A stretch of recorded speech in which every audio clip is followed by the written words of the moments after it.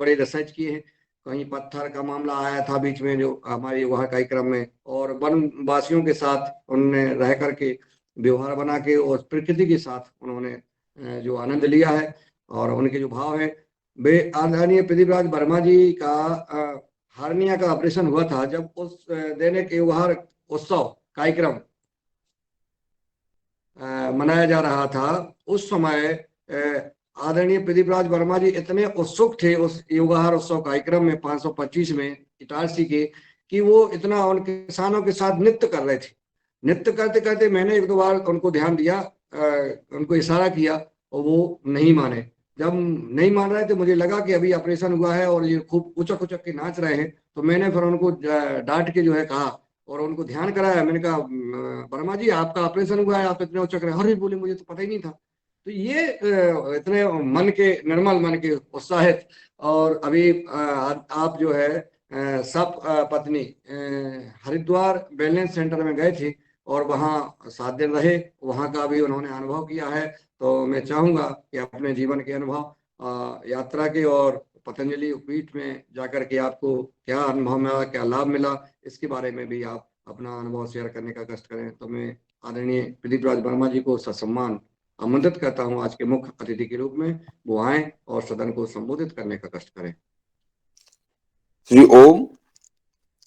सदन में उपस्थित मेरे सभी प्यारे साथियों को श्री ओम। और मैं आज अपनी थोड़ी सी जीवन रेखा, मतलब जिस तरह से मैंने अपना जीवन शुरू किया उस तरह की बात रख के, और जो अभी पतंजलि वेलनेस में मैं 7 दिन रह के आया हूँ उसके विषय में मैं विशेष जानकारी आज सबको देना चाहूंगा। बाबा जी का जो आशीर्वाद मिला उसकी फोटो मैंने मुन्नीलाल भैया को भेजी है, शरद भैया को भी भेजी है अभी आज ही, और रंजना दीदी को भेज दी है। तो वो आप भेज यहाँ सदन में दिखाएंगे उन फोटो को। और बाबा जी से मेरी क्या बात हुई है, आप बहुत मजा आएगा सुन के। तो मैं सबसे पहले सभी को प्रणाम करते हुए आज अपनी बात शुरू करता हूँ। तो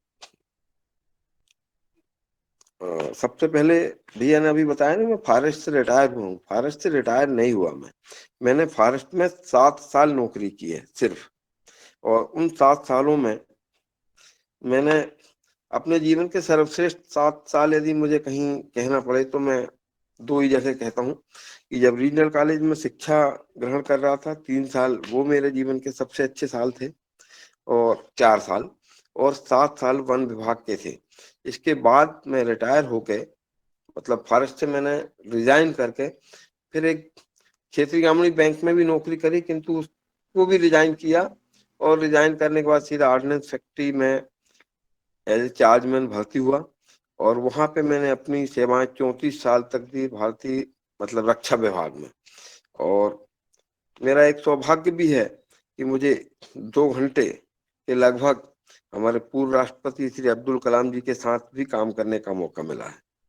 और मैंने मिसाइल प्रोजेक्ट पे भी काम किया है, और मोस्टली मैं मिसाइल प्रोजेक्ट की टेस्टिंग में ही था पूरे टाइम में, लैब में ही काम करते रहा। खैर उसके बाद जब 17 में रिटायर हुआ तो रुचि तो मेरी बहुत पहले से थी खेती में, और खास तौर से खेती में भी बागवानी पेड़ों पे मेरी रुचि ज्यादा है। तो बहुत किताब पढ़ी मैंने, और मुझे लगा कि मैं तो बहुत विद्वान बन गया हूँ, मुझे बहुत कुछ आता है। तो मैंने कुछ प्रैक्टिकल शुरू किए तो मुझे ऐसा लगा कि यार मुझे तो कुछ भी नहीं आता प्रैक्टिकल में। सब नहीं, जब धरातल पे आदमी आता है ना तो समझ आता है कि हम कितना जान रहे हैं, कितना हमें ज्ञान है, वो धरातल पे ही समझ आता है। तो जब मैंने खेती शुरू की तो मुझे कुछ समझ ही नहीं आया, कुछ मेरे से उत्पादन ही नहीं हुआ। तो फिर मैंने उसके बाद सबसे पहले ट्रेनिंग लेनी शुरू की। सबसे पहले मैंने सुभाष पालेकर जी की ट्रेनिंग ली, और सुभाष पालेकर जी से पहले मैंने प्लेंटी फॉर ऑल किताब पढ़ी थी अपने सुभाष पालेकर के गुरु जी की। उसके बाद और 2-3 जगह सागर में ट्रेनिंग ली आकाश चौरसिया जी से। इसके बाद दीपक सचदेव सर से ट्रेनिंग 1 सप्ताह उनके पास काम करके आया मैं, उनके मतलब खेतों में 9 दिन काम किया मैंने उनके खेतों में। बाकी किसी के 5 दिन की ट्रेनिंग, किसी के 4 दिन की ट्रेनिंग। फिर मैंने अपना प्लांटेशन शुरू किया, 5 लेयर प्लांटेशन, जो मैं बहुत सफलतापूर्वक मैंने मॉडल विकसित कर लिया है।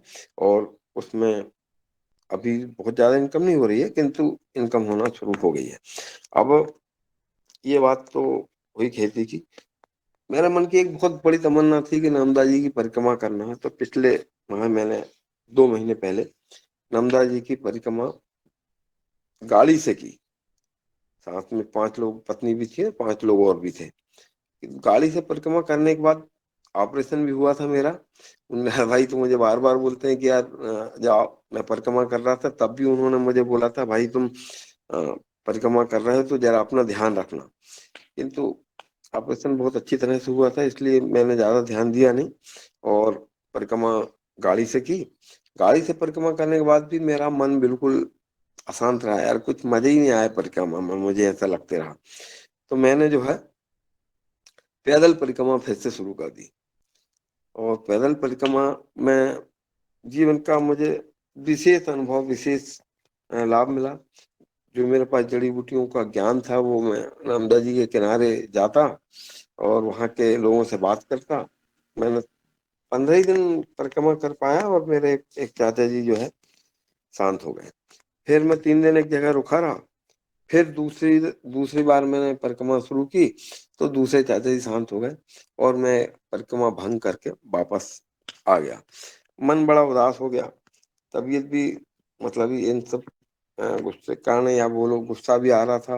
मन में ऐसा लग रहा था कि यार मैया को मेरी बात, मतलब मैया को मैं क्यों पसंद नहीं हूँ, क्यों उनकी सेवा का मौका मुझे नहीं मिल रहा है। फिर भी मैं आया और मैंने यहाँ पे परिक्रमा वासियों के लिए एक अन्नशाला भी खोल दी है कि मेरे घर के सामने से जो भी परिक्रमा वासी निकलते हैं, उनको मैं अपनी तरफ से भोजन व्यवस्था करता हूँ। और परिक्रमा का मन अभी पूरा हुआ भी नहीं है, बस अप्रैल से मेरा कार्यक्रम फिर से कुछ माता जी के प्रति समर्पण है, तो वो शुरू करूंगा। वो मैं बाद में बताऊंगा क्या करूंगा मैं। अब मैं आ जाता हूँ 21 तारीख को, फरवरी को। हम लोग यहाँ से रवाना हुए दिल्ली, और दिल्ली में बिटिया के यहाँ रुक के 22-20 को रवाना हुए। तो 22-21 की शाम हम लोग, 22 की बिल्कुल सुबह पर हम वेलनेस सेंटर पहुंच गए सुबह 6 बजे। बहुत आसानी से रेलवे स्टेशन हरिद्वार उतरे। हरिद्वार में उतरने के बाद एक ऑटो किया 50-100 रुपए में। उसने यहाँ से बस जाती है महाराज जी के यहाँ, वहां तक छोड़ दिया। उन्होंने 20-20 रुपए लिया, वेलनेस सेंटर पहुंच गए। वेलनेस सेंटर में जाके सबसे पहले फ्रेश हुए, वहां पे रजिस्ट्रेशन कराया और हमारा ट्रीटमेंट शुरू कर दिया गया। तो ट्रीटमेंट हम सोच भी नहीं सकते थे कि इतनी सारी पैथियां एक साथ, यानी इतनी सारी पैथियां एक साथ और इस तरह से हमको मिलेगी। अभी तक मैं तो मतलब योग से कम जुड़ा हूँ। मैं करता हूँ डेली सुदर्शन क्रिया, 30-40 मिनट का कार्यक्रम है। किंतु मेरी धर्म पत्नी जो है, वो बाबा रामदेव जी से हम दोनों साथ ही जुड़े थे। इटारसी में जब शिविर हुआ था तब, और जब शिविर हुआ था उस शिविर के बाद मेरा तो जरूर नहीं कि मैंने रोज किया हो, पर मेरी धर्म पत्नी ने शायद ही कोई ऐसा दिन हो जिस दिन योग ना किया हो। उन्होंने लगभग 28 साल हो गए होंगे मेरा जहां तक ख्याल है, या 26 साल हुए होंगे। इटारसी में 96 में हुआ था शायद शिविर। उस शिविर के बाद आज तक कोई एक दिन का भी गैप नहीं मारा है उन्होंने। बीच में कोई बहुत बात हुई हो तो प्राणायाम तब भी किया है उन्होंने, रास्ते में रहे हों और चल रहे हों। फिर अभी कुछ दिनों से उनकी कमर में जकड़न आ रही थी, और हम दोनों को जब कोरोना हुआ था उसके बाद से उनकी कमर में जकड़न आई है। और मुझे श्वास की बीमारी थोड़ी सी, ऐसा लग रहा था कि 1-8 किलोमीटर दौड़ने में हांफने लगता हूँ। मतलब पहले तो मैं 2-2-3 2 किलोमीटर तक दौड़ लेता था, मुझे हाँफ नहीं आती थी। और 10-15 मिनट गैसी भी चला लेता तब भी हाँफ नहीं आती, किंतु अभी तो 3 मिनट भी गैसी चलाओ तो हाँफ आ जाती। तो मैंने सोचा कि भाई कहाँ ट्रीटमेंट कराएं, तो हम दोनों जो है वेलनेस सेंटर चले गए। वहां पे एक जमदग्नि, वहां पे बहुत से ब्लॉक बने हैं जो ऋषि मुनियों के नाम पे हैं। वाल्मीकि ऋषि है, के नाम पे एक ब्लॉक है, जमदग्नि ऋषि के नाम पे है, मार्कंडेय ऋषि के नाम पे है, और जो हमारे सप्त ऋषि हैं सातों के नाम पे एक एक ब्लॉक वहां बने हुए हैं। हर ब्लॉक में बहुत अच्छी सुविधाएं हैं, हर जगह लिफ्ट लगी हुई है, हर जगह रिसेप्शन है, और आपको डायरेक्शन देते रहते हैं वो। तो दिनचर्या वहां शुरू हो जाती है सुबह 3:30 बजे, कि जैसे ही हमारा रूम के अंदर एक स्पीकर लगा हुआ है, स्पीकर में भजन शुरू हो जाते हैं, और वहां से आवाज आती है कि साधक लोग अभी अपने योग साधना के लिए तैयार हो जाएं। और 4 बजे, 3:30 से 4 बजे तक बहुत बढ़िया भजन, जो हमारे सांस्कृतिक भजन है, वो चलते रहते हैं। और 4 बजे के बाद हम लोग सीधे योग भवन के सामने पहुंच जाते हैं। वहां पर सबसे पहली हम लोगों को एक पेय दिया जाता है बीमारी के हिसाब से। हमने पहले दिन जब डॉक्टर को दिखाया तो उनको बता दिया कि हमको क्या क्या बीमारी है। उन्होंने उस हिसाब से हमारा डाइट चार्ट बना दिया। उस हिसाब से वहाँ कम से कम 20 प्रकार के पेय पदार्थ रखे रहते हैं, जिनको कि आप अपनी मर्जी से नहीं ले सकते। वहां पे नियुक्त कर्मचारी आपका कार्ड देखते हैं, और कार्ड देख के आपको कौन सा पेय कितनी मात्रा में देना है वो प्रदान किया जाता है। वो 1 गिलास पेय मिलता है मुझे रोज, जो है अदरक, हल्दी और शहद का पेय 1 गिलास मिलता था। उसको पीने के बाद सबसे पहली क्रिया कराते थे एनिमा। एनिमा कराने के बाद फिर दूसरी क्रिया जो कराते हैं वो है नेति। पहले जल नेति करते हैं, एक नाक से पानी डालते हैं, दूसरी नाक से अपने आप निकलने लगता है, गुनगुना पानी रहता है, थोड़ा नमक होता है उसमें। फिर तीसरी करते हैं सूत नेति, और उसमें एक रबर का पाइप रहता है यहाँ पे, छोटा सा पतला, जिस तरह का बाल्टी होता है साइकिल में, उससे थोड़ा सा मोटा वैसे ही पाइप होता है। वो नाक के अंदर से डालकर मुंह से निकाल के उसको बार बार चलाना पड़ता है। इसके बाद होती है आंखों की धावन। आंखों को त्रिफला के पानी से धोया जाता है, और फिर चालू हो जाता है बाबा जी का योग। 4:30 बजे से 7:30 बजे तक कंटिन्यू योग कराया जाता है, और हर आदमी को बोला जाता है। और उसमें डॉक्टर पहले ही आपको एडवाइस कर देता है कि आपको कौन सा योग नहीं करना है और कौन सा करना है।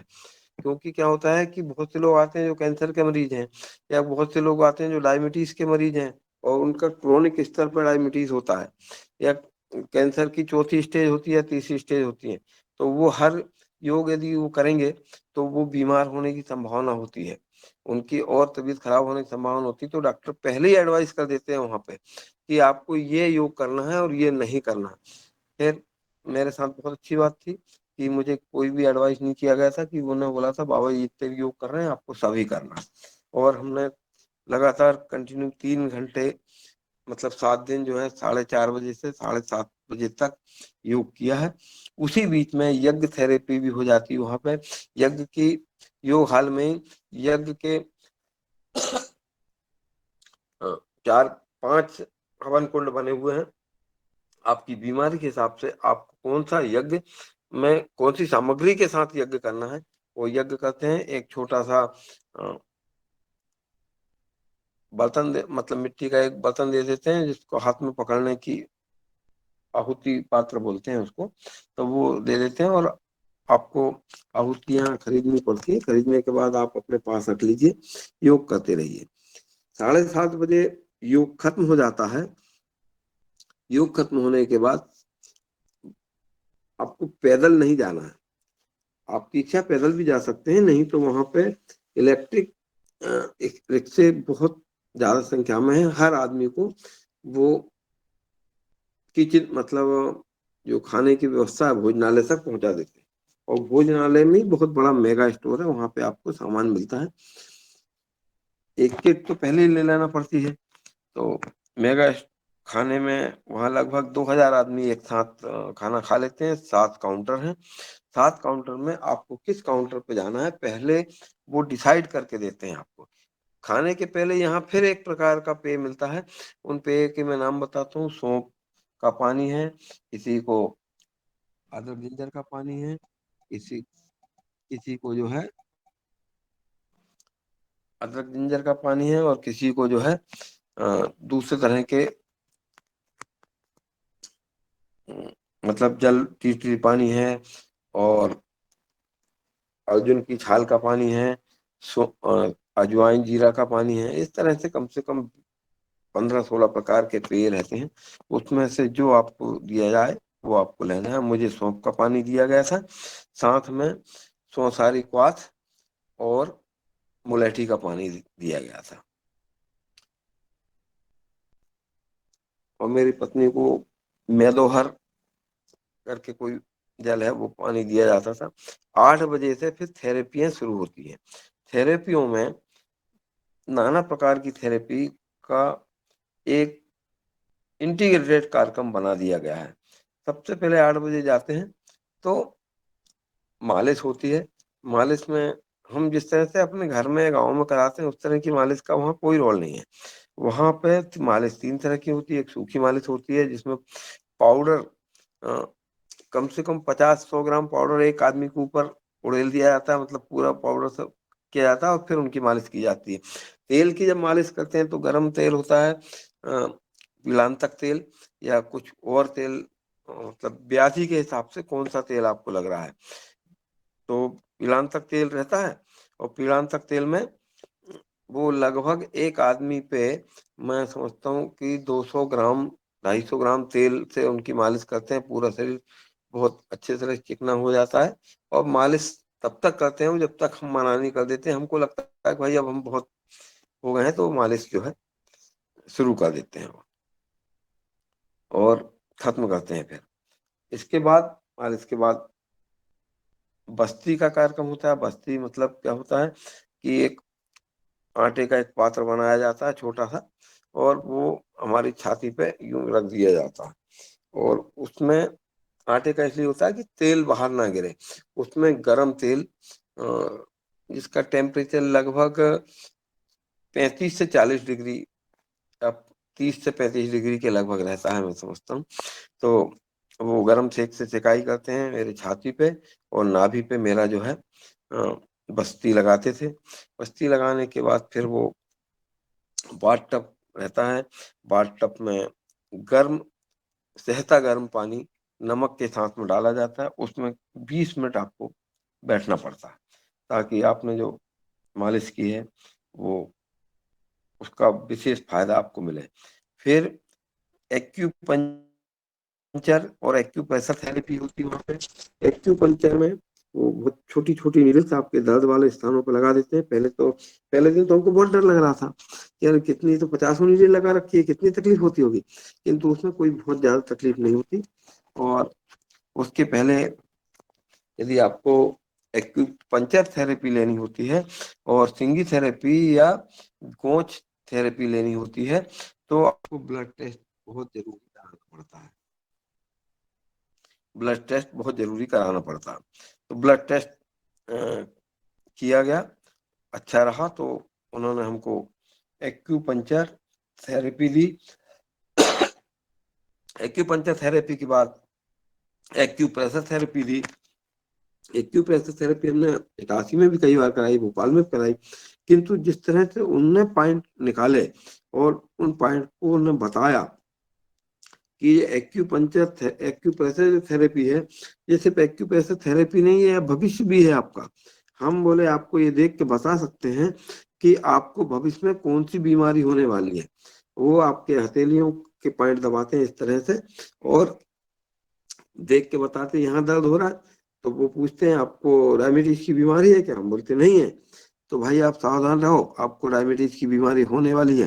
वो यहाँ पे कोई पॉइंट दबाते हैं, ये इस तरह उल्टे तरफ में ये। तो बोलते हैं यदि दर्द होता है सभी को, तो पूछते हैं भाई आपको रीढ़ की हड्डी कोई प्रॉब्लम है क्या। तो जिसको नहीं है वो बोलता नहीं है। बोलते नहीं भाई आप सावधान रहो, आपको रीढ़ की हड्डी की बीमारी हो सकती है, आपके पॉइंट बता रहे हैं। या डाइजेशन की परेशानी है तो वो बता देते हैं, आपके लीवर की खराबी है या होने वाली है। तो वो एक्यूप्रेशर एक प्रकार का ऐसा टेस्ट मुझे वहां समझ आया कि जो हम डॉक्टर लोग जो हमारे यहाँ पर हजारों और रुपए खर्च करते हैं टेस्टिंग के नाम पे, कि टेस्टिंग में टेस्ट करके ब्लड टेस्ट निकालो, फिर ये टेस्ट करो और वो टेस्ट करो, और उसके लिए वो 10-10 हजार रुपये ले लेते हैं, इसलिए कि वो बताएं कि आपको फलानी बीमारी है। ये तो टेस्ट में आ जाता है, किंतु टेस्ट में ये कभी नहीं आता है कि आपको फलानी बीमारी होने वाली है। वो एक्यूप्रेशर वाले जो एक्सपर्ट रहते हैं वो बहुत आसानी से बता देते हैं, और ऐसा लोगों का अनुभव है, ऐसा लोगों का मानना है कि वो पता भी लग जाता है कि वास्तव में है। और इन थेरेपी के बाद फिर मेरे कंधे में थोड़ा सा प्रॉब्लम था, तो उन्होंने बोला कि आपको सिंगी थेरेपी करा लो। सिंगी थेरेपी अपने देश की एक विलुप्त थेरेपी थी, जो राजस्थान की मोस्टली थी और अपने देश से विलुप्ति की कगार पे पहुंच गई थी। उसके जानने वाले कोई नहीं थे। बाबा जी राजस्थान गए, उन्होंने बताया ऐसा राजस्थान के लोगों ने कि बाबा जी राजस्थान गए खुद, और वहां उन्होंने लोगों को ढूंढा कि भाई सिंगी थेरेपी कौन कौन करता है, और उनका एक संगठन बनाया, उनको लाके हरिद्वार में रख दिया। उनको बाकायदा पेमेंट दिया जाता है 12 से 15 हजार के बीच में, बताया उन्होंने। और वो हर व्यक्ति को कहाँ दर्द होता है वो थोड़ी सी कट मारते हैं ब्लेड से। मेरे एक कंधों पे हुआ था, तो थोड़ा सा कट मारते हैं, कट मार के मुंह से एक किसी जानवर का सींग होता है उसको फिट कर देते हैं। आजकल उन्होंने पीतल की सिंगी बना ली है, मगर वो जितना फायदा अपने जानवर है, कोई सा उन्होंने नाम बताया तो मुझे याद नहीं है, कोई जानवर की सिंगी में होता है उतना पीतल की सिंगी में नहीं होता है। तो कट मारने के बाद वो खून, उसमें ऐसा लगता है कि उतना खून अपने आप निकल रहा है। और करीब करीब 50 ग्राम खून एक जगह से एक बार की सिंगी में वो निकाल देते हैं, जो कि काला और गाढ़ा हो जाता है। और वहां पे यदि 10 साल का भी दर्द है या 5 साल का दर्द है, 15 साल का दर्द है, तो मुश्किल से 10 मिनट के अंदर वो दर्द एकदम खत्म हो जाता है। दूसरी इसी से मिलती जुलती है कि जिनकी पैरों में दर्द होता है, नसें जिनकी फूल जाती है, वो लीच थेरेपी करते हैं। लीच को वहां पे कट मार कर लगा देते हैं। अभी तक मैं समझा कि लीच थेरेपी और सिंगी थेरेपी एक ही चीज है, किंतु नहीं, दोनों बहुत अलग अलग चीजें हैं। एक से थेरेपी से जो जोड़ों का दर्द है वो सिंगी थेरेपी से बहुत अच्छी तरह जाता है। और जो नसें फूल जाती हैं, जिनके पैरों में जकड़न आ जाती है, और जिनके पैर की नसें फूल जाती है, हाथ की नसें फूल जाती है, अकड़न आ जाती है, उनके लिए लीच थेरेपी की जाती है। उनके लिए लीच थेरेपी की जाती है। और इस तरह की बहुत सी थेरेपियों को उन्होंने इंटीग्रेटेड कर दिया है। फिर 3 दिन तक हमारा एक कार्यक्रम चलते रहा। फिर चौथे दिन हमको उन्होंने शंख प्रक्षालन नामक एक क्रिया कराई। शंख प्रक्षालन एक ऐसा योग है जो बहुत ही चतुर यानी जानकार आदमी की निगरानी में किया जाता है। उसमें आपकी प्रवृत्ति देख के कि आप शीत प्रकृति के आदमी हैं कि समशीतोष्ण है या ग्रीष्म प्रकृति के आदमी हैं, उसके हिसाब से पेय पदार्थ बना के आपको दिया जाता है। पहले 1 घंटे तक 5 व्यायाम कराए जाते हैं, और उसके बाद उस पानी को आपसे बोला जाता है कि 10-12 गिलास पानी पी लो। आप 10-12 गिलास पानी पीने के बाद फिर हम वो व्यायाम करते हैं, और फिर हमको मोशन शुरू हो जाते हैं। और मोशन हमको तब तक करना रहता है जब तक कि जो जिस तरह का पानी हम पी रहे हैं ऊपर से, और उसी तरह का पानी हमारे मुंह से निकलना शुरू हो जाता है। तो उसी तरह का पानी हमारे मौसम में निकलना शुरू हो जाता है, तो हम उनको बोलते हैं कि ये शंख प्रक्षालन क्रिया पूर्ण होने जा रही है। फिर उसके बाद हम 8 से 10 बार मोशन करते हैं, और पानी जैसा पदार्थ निकलने लगता है, और फिर वो शंख प्रक्षालन खत्म होता है। उसी में जुड़ा हुआ होता है कुंजन क्रिया। कुंजन क्रिया में हमको फिर 4 गिलास पानी पिलाया जाता है, नमक डालकर गुनगुना, और जो मुंह में उंगली डाल के बाहर कर दिया जाता है। उस दिन दूसरी कोई थेरेपी नहीं होती है, रेस्ट थेरेपी होती है। उस दिन खिचड़ी खाने को मिलती है, और जितना खिचड़ी, 1 कटोरी खिचड़ी रहती है तो उसमें 1 कटोरी घी डाल के देते हैं। ताकि आपकी आंतों में घी जाके जमे और कोई घाव यदि हो गया है तो वो बढ़े ना। तो ये तो हो गई वहां के। और ये एक होती है यज्ञ थेरेपी, इसमें आपको कमर में दर्द है या आपके श्वास में बीमारी है या आपको कैंसर है, उसके हिसाब से आपको यज्ञेष्टि, कापेष्टि, इस तरह के उनके कुछ कॉम्बिनेशन जड़ी बूटियों को बना रखे हैं। उसमें तिल का तेल मिला के अग्निहोत्र करते हैं और आपको अपने वो पात्र से श्वास अंदर लेना पड़ता है। बीच में एक तो हुक्के भी रखे हैं सबके पास, तो वो आप जाइए और वो हुक्कों को भी खींच सकते हैं। एक थेरेपी और भी वहां पे, ये को फिजियोथेरेपी कहते हैं हम लोग। फिजियोथेरेपी का इतना बड़ा सेंटर हमने आज तक नहीं देखा जितना बड़ा वहां पर है। और वहां भी तरह तरह की मसाज, बिजली के करंट, और बहुत एक एक जगह 20-20 डॉक्टर हैं एक एक तरह के। तो इस तरह से बात हुई। चौथे दिन बाबा जी का 2 दिन तो हमें बाबा जी के साथ योग करने का मौका मिला था, पहले दूसरे दिन। तीसरे चौथे दिन बाबा जी के साथ योग नहीं हुआ था, वो कहीं बाहर चले गए थे। किंतु चौथे दिन 1 बजे हमको बोला गया कि बाबा जी आज सबसे रूबरू भेंट करेंगे। तो हम लोग गए, बाबा जी ने सबको लाइन से बिठा दिया था, एक एक व्यक्ति के पास बाबा जी आते थे और सबके हालचाल पूछ के और बात करते थे। हमारे पास जब बाबा जी आए तो हमने उनसे बोला, बाबा जी हम आपसे 2 तरह से जुड़े हैं। कम से कम 25 साल पहले हमने इटारसी में देख, मतलब समय तो एकदम एग्जैक्ट नहीं याद है, कब हुई थेरेपी मुझे याद नहीं है, 96 में हुई थी 95 में। तो तब से हम योग कर रहे हैं, कभी भी हमने छोड़ा नहीं है। और दूसरी बात, हम एक हमारा कार्यक्रम चलता है उसमें, योगाहार कार्यक्रम चलता है उसमें हम जो है आज 660 दिन हो गए हैं और लगातार हम उस कार्यक्रम में जुड़े हैं। हमें 2 बार चीफ गेस्ट बनने का मौका भी मिला, हमने बाबा जी से बोल दिया। तो बाबा जी बहुत दोनों हाथों से हमारे सिर पे हाथ फेरा, उन्होंने यूं आशीर्वाद दिया, बोले मुझे योगाहार के बारे, कार्यक्रम के बारे में पूर्णतः पता है, ये उन्होंने मुझसे बोला था। तो ये हमारे योगाहार कार्यक्रम की एक बहुत बड़ी सफलता है कि बाबा जी भी इस पे निगरानी रखते हैं।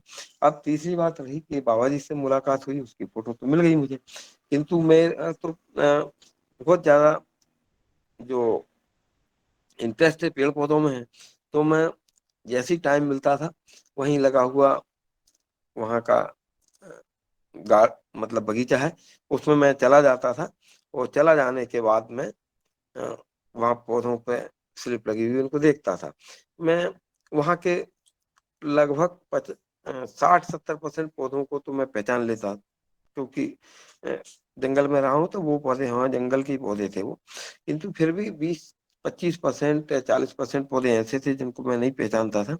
वहां से मैंने स्मृति के तौर पे कि वहां की कुछ याददाश्त रहेगी, मैंने 7-8 प्रकार के पौधे लेके आया।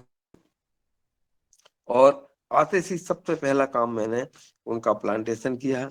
सबसे पहला पौधा मैंने लाया हूँ सीता अशोक का।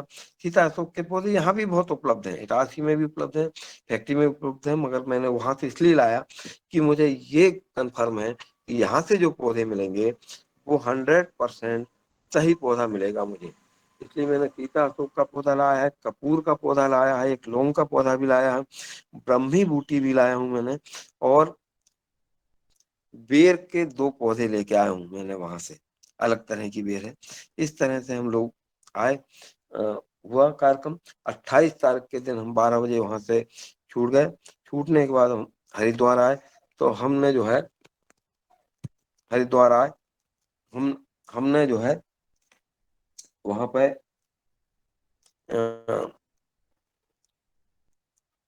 हरिद्वार आए। हरिद्वार में गंगा आरती हमने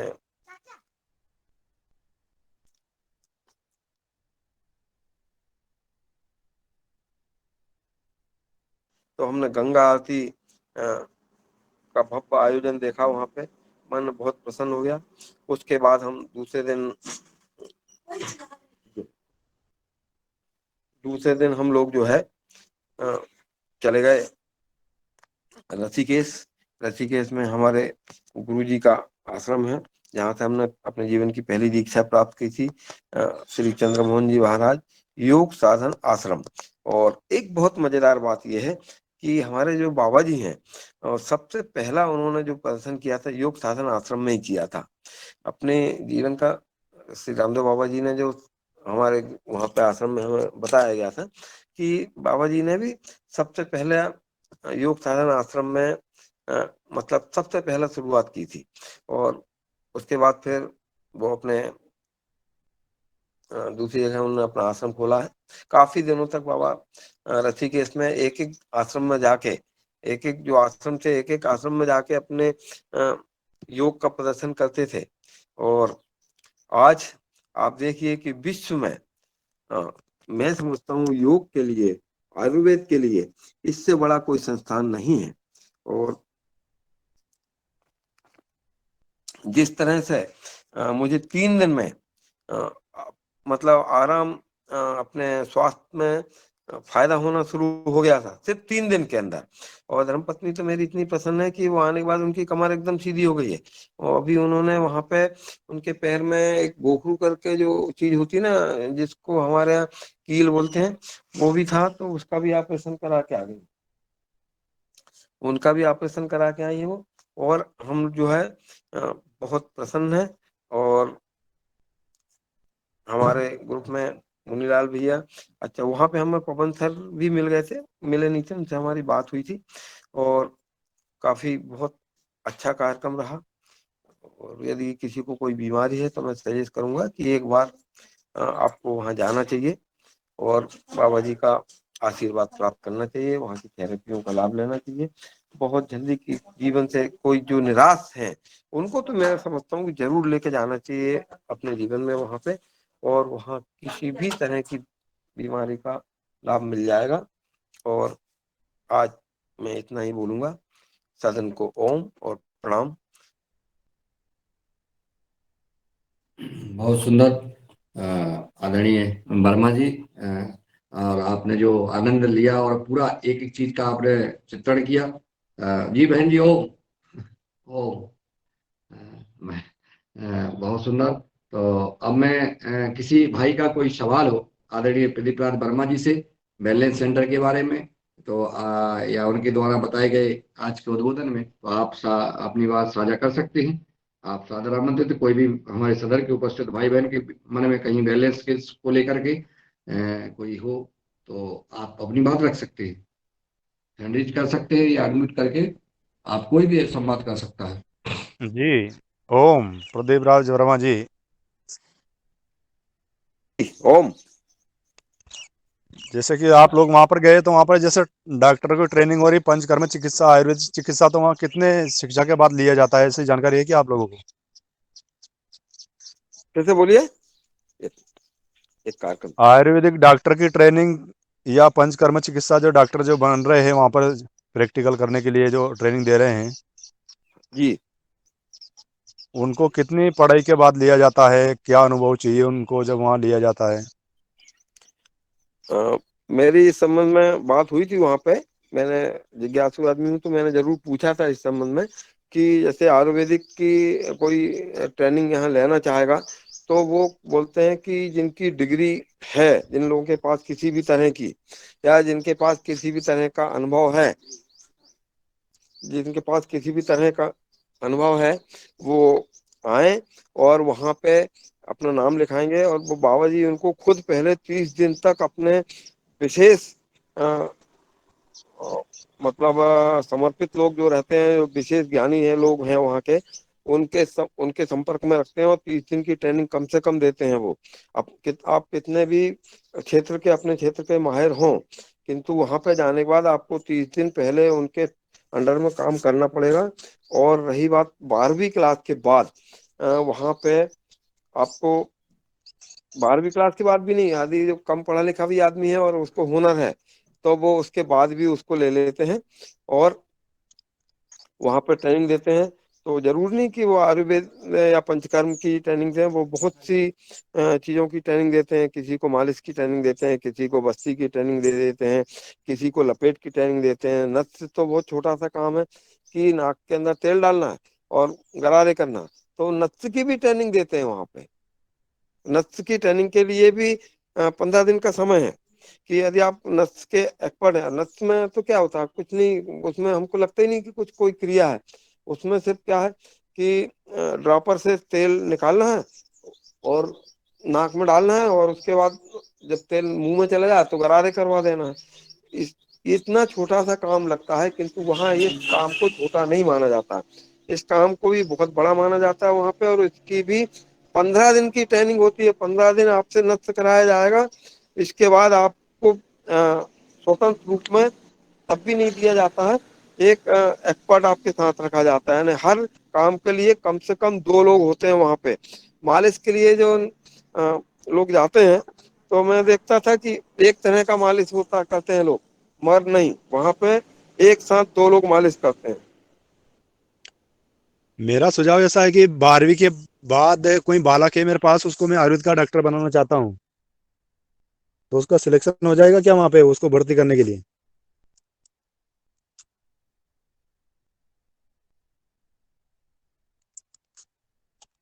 म्यूट हैं आप दिलीप राज वर्मा जी।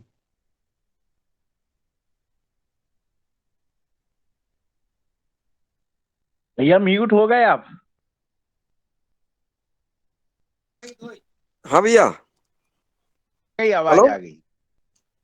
बोलिए बोलिए बोलिए। आप म्यूट मेरा हो ये गए थे, म्यूट हो गए थे आप। आपका माइक बंद हो गया था। मेरा ये सुझाव है कि जैसे 12वीं क्लास के बाद किसी बालक को अपन को आयुर्वेद का डॉक्टर बनाना है तो उसका वहां वहां पर कांटेक्ट करना। मेरे हिसाब से तो वहां कोई चिकित्सालय नहीं है। वहां पे कोई चिकित्सालय तो नहीं है कि जहाँ आयुर्वेदिक का डॉक्टर बनाया जाए, किंतु आयुर्वेदिक के डॉक्टर लोगों को वो लोग अ, ले लेते हैं। मतलब लेते हैं और फिर ट्रेनिंग देते हैं। तो आपको अंदाजा है ऊपर। जी जी। आपको मतलब आयुर्वेद की चिकित्सा तो डॉक्टर किशोर सर ने हेल्प आयुर्वेदिक डेस्क की। विद्यालय जो है वहीं से लेना पड़ेगा। और उसके बारे में मुझे बहुत ज्यादा जानकारी नहीं कि वहाँ है या नहीं है। वो हम पूछ पूछ सकते हैं। मैं एक चीज बताना भूल गया था कि जब मैं पेड़ पौधे लेने गया था वहां पर, तो हमें राम रामदेव बापू के पिताश्री के भी दर्शन हुए थे, और एक दिन हमको आचार्य श्री के दर्शन भी हुए थे।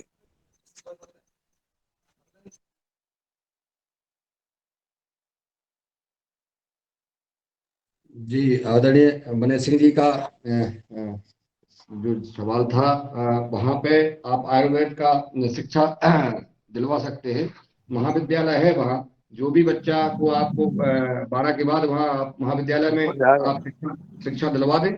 और शिक्षा, जी, ये महाविद्यालय। धारा ना मेरी आवाज आ रही है? भैया, मैं को 2 मिनट का काम आ गया, मैं 2 मिनट बाद वापस आता हूँ। जी जी, आप कर लीजिए काम, वीडियो बंद कर लें आप। हेलो मुनीलाल जी। जी जी मुनीलाल जी, वहाँ पे बीएमएस का कॉलेज है। मैं बेन सिंह जी को ये बता रहा था। जी जी बीएमएस का कॉलेज है वहाँ पे है। गायत्री परिवार में भी बीएमएस का कॉलेज है। लेकिन बीएमएस के कॉलेज में डायरेक्ट एडमिशन कहीं पर भी नहीं मिलती पूरे भारत में। उनकी मैनेजमेंट की सीट ये अलग पार्ट है। लेकिन वहाँ पे स्टेट लेवल की कोई एंट्रेंस एग्जामिनेशन होती है। वो एंट्रेंस एग्जामिनेशन देना पड़ता है, उसमें पास होना पड़ता है और उसके मेरिट लिस्ट में आना पड़ता है, तभी वहाँ पे एडमिशन मिलती है। हाँ, कुछ मैनेजमेंट कोटा होता है और मैनेजमेंट कोटा के तहत एडमिशन वो मैनेजमेंट तय करता है कि किसको देना करके। लेकिन कोई भी जाए और 12वीं के बेसिस पे एडमिशन हो, ऐसी स्थिति भारत में नहीं है। यह जानकारी मैं देना चाहता हूँ।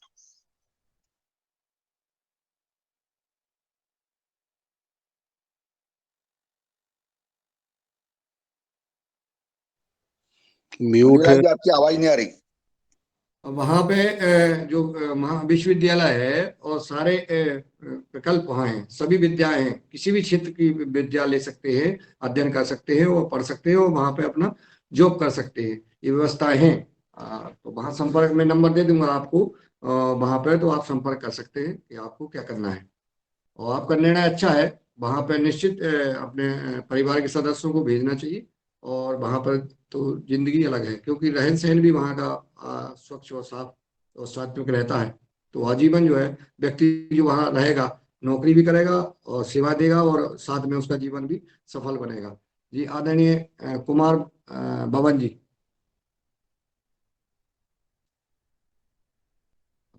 आदरणीय कुमार बबन जी, आपने हैंड रेज किया है, आप सादर आमंत्रित थे, कोई बात रखना चाहते हैं, पूछना चाहते हैं, सुझाव देना चाहते हैं तो सादर आमंत्रित है। चलिए, शायद आप तक आवाज नहीं पहुंच रही है। और आदरणीय दिनेश सर ने भी किया था। दिनेश सर जी, दिनेश सेम्बल जी, सादर वो आमंत्रित है। पहाड़ों से आ गए हैं शायद। आ गए जी हैं। आदरणीय, हाँ मैंने हैंड इसीलिए किया था, लेकिन डॉक्टर दुबे सर ने बात रख दी, वही बात मैं कहना चाह रहा था। जी जी, धन्यवाद, प्रणाम। चलिए, तो बहुत बातें हो गई हैं, अब अपन पहले चलते हैं हरिद्वार, जहाँ का जो है चित्रण हो रहा था हरिद्वार पतंजलि योगपीठ का। तो क्यों ना हम आदरणीय पवन सर जी को बुला लें और वो आए और हम सबका मार्गदर्शन देने का कष्ट करें।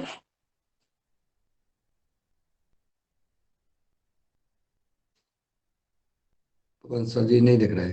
चलिए, अभी पवन सर जी नहीं जुड़े हैं, तो अब मैं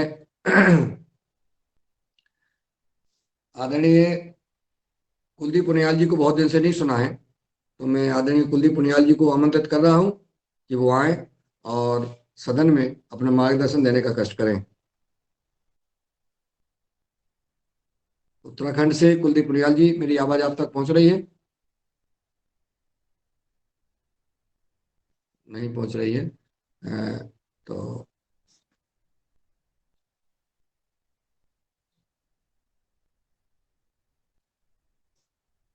नीलकंठ जी, आप तक आवाज आ रही है? आदरणीय रमेश चंद मेहरा जी। जी ओम। जी ओम। सदन को नमन। और आज की हमारी योग कक्षा बहुत अच्छी रही। और आज जो हमारे वर्मा जी ने जो कमेंट्री सुनाई, रनिंग कमेंट्री, बिल्कुल, कि कहाँ से शुरू किया, कैसा वो अपने जीवन की यात्रा उन्होंने शुरू की और योग ग्राम तक, वेलनेस सेंटर तक वो हमको ले गए, बहुत अच्छी लगी। उनकी जीवन यात्रा बहुत अच्छी है। हम लोग उनके घर भी होके आए हैं और श्रीमती जी को जो तकलीफ थी उसके संबंध में आदरणीय शरद भाई और यादव जी और मैं स्वयं गए थे, तो उनको हमने कुछ बताया भी था और ये भी कहा था कि भाई ये चीजें कर लो और नहीं तो फिर आप वेलनेस सेंटर चले जाओ। और वो वेलनेस सेंटर गए और वेलनेस सेंटर से वो अब प्रसन्न और ठीक होके आए हैं। ये हम सब लोगों के लिए बड़े खुशी की बात है और ये हमारे लिए गर्व की बात है कि हमारे गुरु जो है वो ऐसे हजारों नहीं लाखों करोड़ों लोगों को ठीक कर रहे हैं। ये बड़ी प्रसन्नता की बात है। और जो भी व्यक्ति इस तरह से पीड़ित है वो वहां जाए, अपने आप को मतलब देखिए कितनी बड़ी बात है कि जो होने वाली बीमारी है उसके संबंध में भी हमें जानकारी मिल जाती है। हम अपने आप को स्वस्थ महसूस करते हैं कि हम तो स्वस्थ है, बढ़िया है, घूम रहे हैं, फिर रहे हैं, परंतु फिर भी कब कौन सी बीमारी होने वाली है ये बात की यदि पता लग जाए तो हम अपने खान पान और रहन सहन में अंतर करके अपने जीवन को और अच्छी तरीके से व्यतीत कर सकते हैं। जी ओम, इतना ही मुझे कहना है। धन्यवाद। जी ओम। जी धन्यवाद आदरणीय मेहरा जी। वैसे मैं हमारा ये मानना है, मैं 7 दिन वहां रहा हूँ, कि हर व्यक्ति को, किसी को बीमारी हो अथवा ना हो, हर व्यक्ति को एक वर्ष में 7 दिन या 3 दिन के लिए वहां अवश्य जाना चाहिए। क्योंकि हम जैसे अपने इंजन होता है जो निर्जीव इंजन है, उसकी हम सर्विस कराते हैं कि 1500 किलोमीटर या 15,000 किलोमीटर या 5,000 किलोमीटर पर एक निर्धारित हम सीमा बनाए कि इतना चलने के बाद बिना खड़ी हुए, बिना किसी इंजन के खराबी के हम जाते हैं सर्विस सेंटर पे, उसका ऑयल चेंज कराते हैं, पूरा सर्विस कराते हैं। ये सभी लोग कराते हैं अपने अपने वाहन में। जब हम निर्जीव वाहन का इतना ध्यान रखते हैं तो हमारा ये सजीव वाहन है, इसका इस इंजन का हमने कभी ध्यान नहीं दिया है। जब वो बीमार हो जाता है तब हम डॉक्टर को दिखाते हैं, और डॉक्टर को जो एलोपैथी में हम दिखाते हैं वहां पे तो काट छांट की जाती है वहां पे। लेकिन जो परम पूज्य स्वामी जी परम सिद्धि आचार्य जी ने जो वेलनेस सेंटर योगग्राम की स्थापना की है, वहां पर जैसा आदरणीय प्रदीपराज वर्मा जी ने बताया था कि वहां चोटी से लेकर के एड़ी तक के शरीर के सारे अंगों की सर्विस होती है, चाहे आपको कुछ बीमारी हो अथवा ना हो।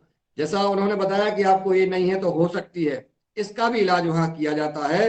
ये चोटी से लेकर एड़ी तक की सारी सर्विस शरीर की जाती है, और वो सबको कराना चाहिए।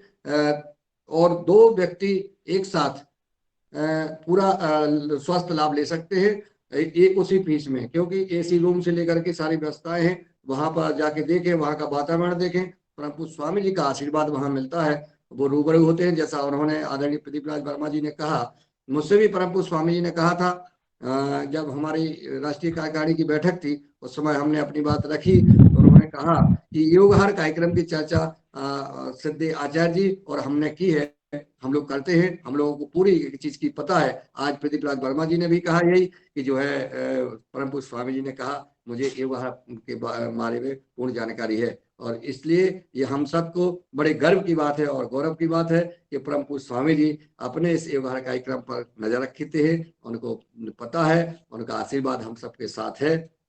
तो इससे और बड़ी बात क्या हो सकती है हम आपके लिए।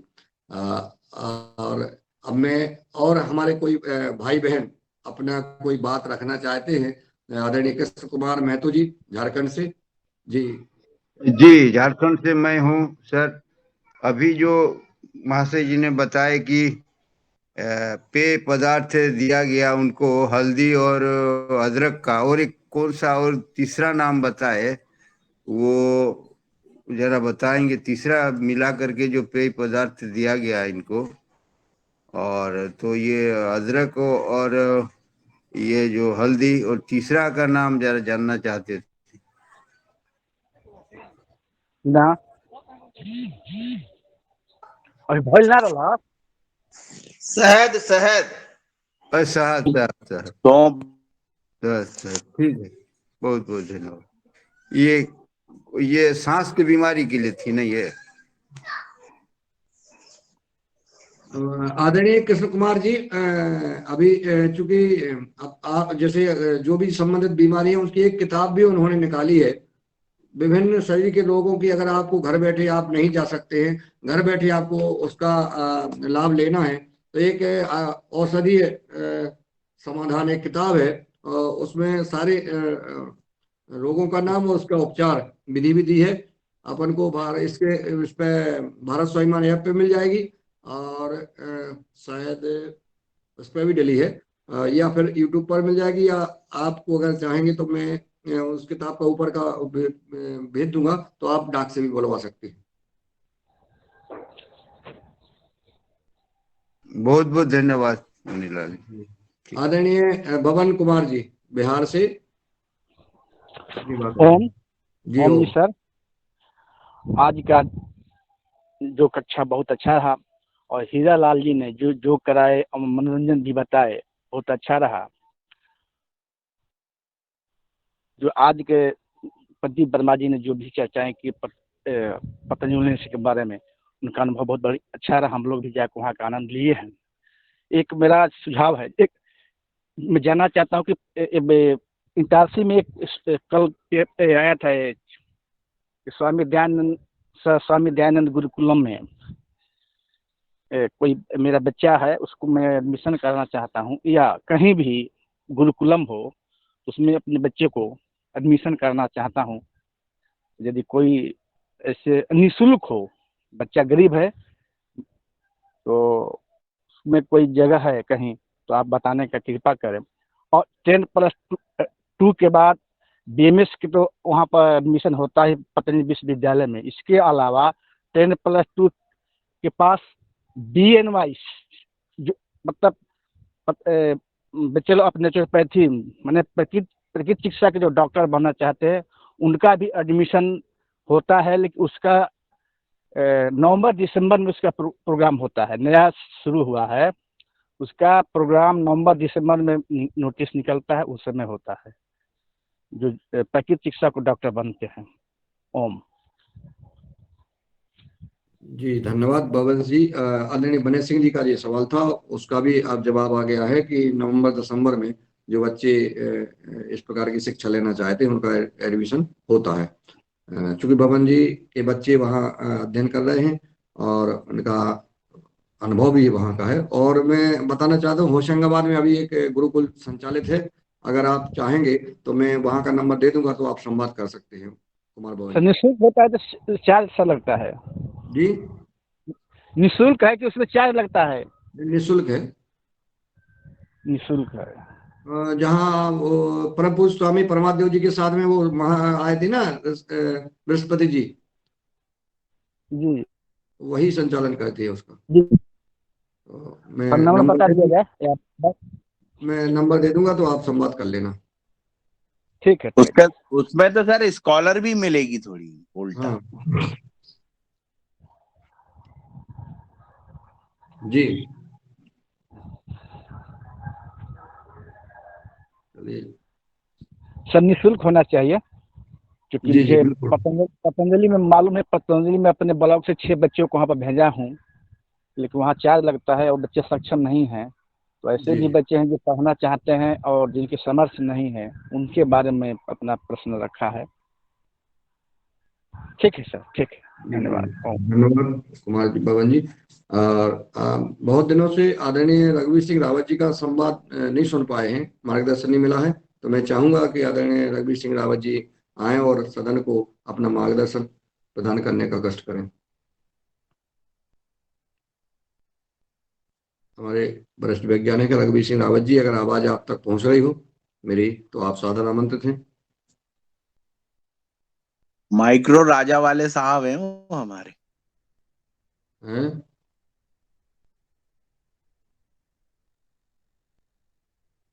शायद आवाज नहीं पहुंच रही, तो मैं अब सीधा भुवनेश्वर राज, आदरणीय भुवनेश्वर राज जी के पास चलता हूँ। जी आ गई है आवाज। जी जी आदरणीय रावत जी आप ना ना मैंने कहा माइको राजा वाले सदन को मेरा प्रणाम। मैं माइको जी राजा वाला जी नहीं। हाँ, एक तो मैं बहुत दिन से मैं पूछना चाह रहा था आदरणीय रमेश मेहरा जी से, वहां पे अशोक व्यास जी ने कुछ सब्जियां और कुछ वो कार्यक्रम चला था, उसका रिजल्ट क्या रहा, ये मैं जानना चाहता था, वो बताइए अगर तो। जी ओम। आ, सर अशोक व्यास जी ने जो सब्जियां लगवाई है उसमें मिर्ची लगवाई है उन्होंने और दूसरी सब्जियां भी लगवाई है, परंतु जो एक 25 किसानों का जो समूह बनना था वो पूरा 25 किसानों का समूह नहीं बन पाया। उसमें 10 एक किसान जो है अलग अलग तरह से उन्होंने लगाए। तो जो एक पूरा कॉन्सेप्ट था कि हम यहाँ से सब्जियां एकत्रित करके वहां बंबई में बेचेंगे, वो प्रक्रिया अभी नहीं हो पाई है। परंतु जो सब्जियां लगी हैं वो सब अच्छी लगी हैं और वो सब स्थानीय रूप में ही बेची जा रही है और रिजल्ट अच्छे आ रहे हैं। अभी कल ही मैंने दिगवाड़ में बात की, उन्हें अभी 2 महीना लगभग सवा दो महीने हुए हैं, मिर्ची लगी, बढ़िया मिर्ची लगी है। मैं खुद अच्छी देख के आया हूँ। मैंने स्वयं ने जो है तरबूज लगाए हैं वो भी अभी अच्छे चल रहे हैं और व्यास जी ने जो दवाइयां बताई है उन्हीं का हम उपयोग कर रहे हैं, कोई केमिकल का उपयोग नहीं कर रहे हैं। इसी तरह से धर्मकुंडी में भी बढ़िया अच्छा मिर्ची वहां लगी है, शिवनी मालवा में वो भी सब बढ़िया लगी है, अच्छी चल रही, वो थोड़े आगे लगी है तो वो चलने लगी है। तो इस तरह से उनने जो प्रयोग किया है वो प्रयोग अभी तो हम ये मान रहे हैं कि सफल रहा है, केवल हम उनकी मार्केटिंग नहीं कर पाए हैं जो कि बंबई में होनी थी। जी ओम। जी जी, मतलब हमें उत्पादन जैसे उन्होंने कहा था वैसे निकला ना? अभी अभी पूरा नहीं है, क्योंकि जो सब्जियां लगी है वो कम समय में, मतलब जैसे मिर्चियां जो है वो लेट लगी हैं तो अभी निकल रही है। अब उनका उत्पादन कितना होगा ये तो जब तक वो पूरी फसल नहीं आए तब तक हम नहीं कह सकते, ये बात है। और फिर मैं नहीं जिन किसानों ने जो जी लगाया, वैसे हम लोगों ने जो बलर लगवाई थी आदरणीय वर्मा जी के यहाँ से, हम जो है उसका बीज ले गए थे और बलहर लगवाई, दवाई उनकी डली थी मतलब जो है, और वो उसका उत्पादन बहुत अच्छा हुआ। मतलब वो तो हम कह सकते हैं कि उसका उत्पादन जो है बहुत बढ़िया आया है, क्योंकि जो किसान है वो सही तो हमने उनसे अरे मेहरा साहब, वो तो हमारी बल्लर का बीज जोरदार था। हाँ वो जो बीज के साथ उन्हें पोषण भी दिया गया तो वो बढ़ी है, जो आप कह रहे हैं बिल्कुल सही है। तो हमने उनसे पूछा सर मजाक में कि भैया कितने की बलर हो गई ये तो बता दो, तो वो कीमत ही नहीं बता रहा है कि कितने की बेची है सर। कुल 3 किलो भैया दूध लेके आए बस उन्होंने बस। ओम बल्लर का पहले ही बता बल्लर का दिया बीज कि वो बल्लर का बताएंगे बीज नहीं भी है। जोरदार था भैया। और बल्लर के बीज के उत्पादक जो है हमारे वर्मा जी, वो भी बहुत जोरदार है, हमारे होशंगाबाद जिले के सब्जी किंग कहलाते हैं वो।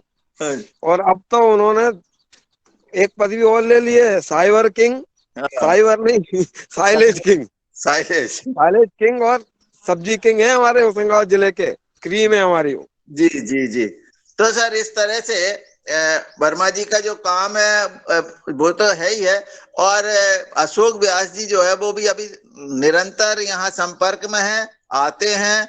और फिर अभी उन्होंने 1000 एकड़ में बीकानेर में जो है काम शुरू किया है। तो बीकानेर में मिर्ची और बैंगन, तो देसी बैंगन पे, जंगली बैंगन पे जो कटिंग लगी वो पौधा उन्होंने लगवाया है। तो वो 2 जगह देख रहे हैं, एक बीकानेर में देख रहे हैं जहां उन्होंने ये कहा है कि जहां 50 लगभग 50 तक टेम्परेचर होता है और माइनस में टेम्परेचर चला जाता है, वहां पर भी वो प्रयोग कर रहे हैं। तो ये काम सर अभी जारी है। अब रिजल्ट जो है और एक 1.5 महीने बाद सब प्राप्त हो जाएंगे। जी ओम। जी जी जी जी, धन्यवाद। आजकल मैं कुछ यहाँ उत्तराखंड में कुछ एक डिस्ट्रिक्ट है पौड़ी, वहाँ गया था पिछले 8-10 दिन से वहाँ था। तो वहाँ पे मैं देख रहा था कि ये पौड़ी जो जिला है हमारा, तो ये काफी पढ़ाई लिखाई में काफी अच्छा रहा है पहले से, अंग्रेजों के जमाने से। क्योंकि हमारे यहाँ पे जितने भी अ, ऊपर चमोली, जो केदारनाथ बद्रीनाथ वाला क्षेत्र है, उस समय आजादी से पहले वहीं पे एक इंटर कॉलेज हुआ करता था पौड़ी। तो उनको वहां पे पढ़ने में थोड़ा सुविधा हुई, तो वो लोग खेती तो करते हैं पहाड़ में, वैसे खेती है ही कहाँ, बहुत थोड़ा जमीन होती है। लेकिन वो लोग ज्यादा आगे बढ़ गए और ज्यादातर उनका माइग्रेशन हुआ है वहां पे। घोस्ट विलेज करके एक टर्मिनोलॉजी यहाँ पे दी है, मतलब भूतिया विलेज। ऐसे इतने काफी सैकड़ों की संख्या में हो गए हैं जहाँ पे लोग पलायन कर गए हैं, गांव में कोई नहीं है, ताले पड़े हुए हैं, मकान टूट गए हैं। इस तरह के गांव अगर मैंने वहां पे देखे कि जहाँ पे 2-4 परिवार हैं, वो भी बुड्ढे बुड्ढे हैं। लेकिन जो मेरे को वहां पे देखने को मिला वो ये कि लोगों ने कुछ भी जमीन, पूरे पौड़ी डिस्ट्रिक्ट में हजारों हेक्टेयर जमीन जो है वो बंजर पड़ी हुई है, जबकि पोटेंशियल बहुत है। और सिर्फ एक मुझे ऐसा लगता है कि सामाजिक सामाजिक ये ज्यादा कारण है इसका, ना कि लोग अ, ये इसका कोई हो नहीं सकता वहां पे कुछ। क्योंकि सरकार बहुत वहाँ पे काम कर रही हैं, जो भी डिपार्टमेंट है, मैं डिपार्टमेंट से भी मिला, एग्रीकल्चर, हॉर्टिकल्चर, उन्हें का ये लोग करना ही नहीं चाहते। जो लोग हैं भी गांव में वो भी भागना चाहते हैं कि हम शहरों की तरफ जाएं। तो ये विकट स्थिति वहां पे, क्योंकि मैं और डिस्ट्रिक्ट में मैं बहुत जाता था, पहली दफे मैं पौड़ी डिस्ट्रिक्ट मैंने देखा, तो वहां पे इस तरह की स्थिति है। और हम कुछ प्लान भी कर रहे थे अभी मिलके, आज हमारी एक मीटिंग भी है कि वहां पे एक डेमोन्स्ट्रेशन इस तरह का बनाया जाए कि हाँ भाई, आप लोग, पानी की कमी है, पानी पीने के लिए नहीं होता है तो पहाड़ में, तो वो कहीं कहीं तो पंपिंग सेट से पानी नीचे नदी से पंप करके ऊपर पहुंचाया जाता है, ये स्थिति है। पानी की कमी है, लेकिन हॉर्टिकल्चर प्लांटेशन भी लोगों ने प्रेफर नहीं किया है। सिर्फ माल्टा, संतरा थोड़ा बहुत, तो वो भी 2-2 पेड़, 4-4 पेड़ लगा के, और एक कमर्शियल बेस पे, और एक क्योंकि हमारे यहाँ पे जो पूरे गढ़वाल में एक सिस्टम है, ये हमारे यहाँ पे प्लॉट नहीं होते हैं जैसे आपके यहाँ पे मध्य प्रदेश में एक साथ जो है 50 बीघा, 2 बीघा, 10 बीघा एक साथ लैंड होती है। हमारे यहाँ पे पहले तो होल्डिंग ही कम है। लैंड होल्डिंग 20 नाली से 10 नाली के आसपास, मतलब लगभग 1 एकड़ के आसपास है एवरेज लैंड होल्डिंग पर परिवार। तो वो भी उसमें भी वो 20 जो 1 एकड़ होगा तो उसके 10-15 टुकड़े होंगे जो अलग-अलग जगह पे होंगे, क्योंकि वो डिस्ट्रीब्यूट होते हैं ना हमारे यहाँ पे अलग-अलग कंडीशंस के हिसाब से। वो एक खेत उधर है, एक खेत उधर है, तो बहुत छोटे-छोटे प्लॉट और सीढ़ीदार खेत, ये जो समस्या है वो मैंने देखी कि इसलिए भी लोग जो करना भी चाहता है वो नहीं कर पा रहा है, क्योंकि एक छोटा-सा टुकड़ा इधर पड़ गया उसका, एक छोटा-सा बीच में लोगों के है। कुछ लोग भाग गए हैं, ज़्यादातर ना 80% तो गाँव में है ही नहीं। जो करना भी चाहता है उसकी अपनी लैंड नहीं है। तो वो वहाँ पे मैंने कुछ कुछ एक कार्यक्रम था जिसके तहत मैं वहाँ गया था, तो काफ़ी ग्राम पंचायतों से बात की और एक मॉडल डेवलप करने की बात हो रही है कि कम्युनिटी फार्मिंग, क्योंकि आप एक छोटे से टुकड़े में नहीं कर सकते हैं। तो हम उन जो बाहर भाग गए हैं उनको भी सम्मिलित करते हुए, और जो लोग वहाँ पे हैं जो 10 8-10 15 कई ज़्यादा भी हैं, 30-40 परिवार हैं, पर वही 1-2 लोग हैं परिवार में जो मेन जो यंग जनरेशन है वो तो लगभग पलायन कर चुकी है, वो बाहर ही रह ज़्यादातर हैं। तो वो ज़्यादातर एजेड लोग गाँव में हैं, फिर भी कुछ जो भी 8, 10, 15 लोग जो गाँव में यंग हैं, जो बेरोज़गार हैं, इनको सबके साथ मिलके हमने एक प्रोग्राम बनाया है वहाँ पे कि हम गाँव में अगर हम एक गाँव में अगर हम देखें तो करीब-करीब 10-20 हेक्टेयर ज़मीन तो है ही, बी मतलब ज गाँव कितना भी बड़ा हो तो 10-20 हेक्टेयर ज़मीन उनकी होती ही है टोटल गाँव वालों की। तो ये बात हम वहाँ पे कर रहे हैं अभी नाबार्ड के साथ मिलके एक योजना बनाने की सोच रहे हैं, क्योंकि वो जो एफपीओ वाली है, उसी को सम्मिलित करते हुए कि भई सब लोग जितने भी गाँव में बचे हुए हैं जो गए तो गए, हम सब लोग इसको कम्युनिटी फार्मिंग के तहत ले लेंगे और इसमें प्लांटेशन करेंगे। वहाँ पर अच्छी जगह भी है जहाँ सेब भी हो सकता है, और बहुत सारे कुछ ऐसी भी जगह है जहाँ आम, अमरूद इस तरह का प्लांटेशन किया जा सकता है, और कहीं-कहीं थोड़ा पानी भी है जहाँ पे वेजिटेबल भी हो सकती है। तो इस तरह का एक प्लान मैं अ, हम लोग ये मेरे साथ एक कुछ लोग भी और भी हैं, उनियाल जी भी हैं। हम लोग प्लान कर रहे थे, आज उसकी मीटिंग भी कर रहे हैं कि क्या हो सकता है, फिर उनसे फिर जाके बात करेंगे, इस तरह की बात हो रही है। वहाँ पे एक रिटायर्ड 1965 में एक एक बगीचा उन्होंने प्रोटेक्टेड, अब उनके पास लगभग 1 हेक्टेयर लैंड है, तो वो वहाँ पे कुछ करते हैं, तो उनका एक मोती बाग करके आप देखना मोती बाग करके एक आ, नेट पे ढूंढना तो उनका जो है ऑस्कर के लिए भी वो गई थी, नामित हुई थी, वो एक वीडियो है। आ, वो वो थोड़ा सा एक ही आदमी मिला मुझे पूरे पौड़ी डिस्ट्रिक्ट में जिसका थोड़ा सा जो कुछ कर रहा है, लेकिन मैं फार्म पे गया था पर मुझे बहुत कुछ लगा नहीं, पर उन्होंने वाटर कंजर्वेशन का जो मॉडल दिया है वो बहुत बढ़िया है हिल्स की दृष्टि से। तो मैं क्योंकि 8-10 दिन से वहाँ पे था, मैं यहाँ योगार से भी जुड़ा हुआ था, एक वहाँ पे थोड़ा-सा नेटवर्क की प्रॉब्लम थी। तो ये अभी हम सोच रहे हैं कि वहाँ पे कुछ इस तरह का काम करेंगे, और जो भी होगा वो निश्चित ही जैविक ढंग से हम करेंगे। बायोमास बहुत ज़्यादा है वहाँ पे। गाँव में जानवर भी हैं, लेकिन जो ऐसे घूमने वाले बहुत जानवर हैं। वहाँ पे जो समस्याएँ हैं वो ये बंदर सबसे बड़ी, और सुअर की जो बेसिकली, और फिर जो चिड़ियों की भी है जो फल फ्रूट वाले जो पौधे होते हैं उनको डैमेज करती हैं। तो इसका सबका समाधान किस तरह से होगा, और कम्युनिटी फार्मिंग का, क्योंकि हमारे यहाँ पे तो हम प्लेन्स की तरह नहीं कर सकते। कम्युनिटी फार्मिंग का एक मॉडल कि हम एक कम्युनिटी में 100 लोग, 200 लोग एक साथ एक जमीन पे, कोई किसी का होल्डिंग तो जिसकी रहेगी नाम पे, जिसकी जितनी जमीन है, लेकिन सारी जमीन को कल्टीवेशन में लाए और इस तरह का एक मॉडल बनाए। इस पे हम सोच रहे हैं यहाँ पे फिलहाल, क्योंकि मैं वहाँ पे और बहुत लोगों से, और कुछ लोग तैयार भी हो गए हैं, कुछ पंचायतें गांव की, तो इस पे आज हमारी एक मीटिंग है, फिर देखेंगे उसमें क्या होता है आगे। तो ये मैं बताना चाहता था सदन को। मैं इतना ही कहूँगा, धन्यवाद। जी धन्यवाद। आदरणीय रमेश चंद्र मेहरा जी ने हैंड रेज किया है, वो आदरणीय रावत जी से संवाद करें। रमेश चंद्र मेहरा जी।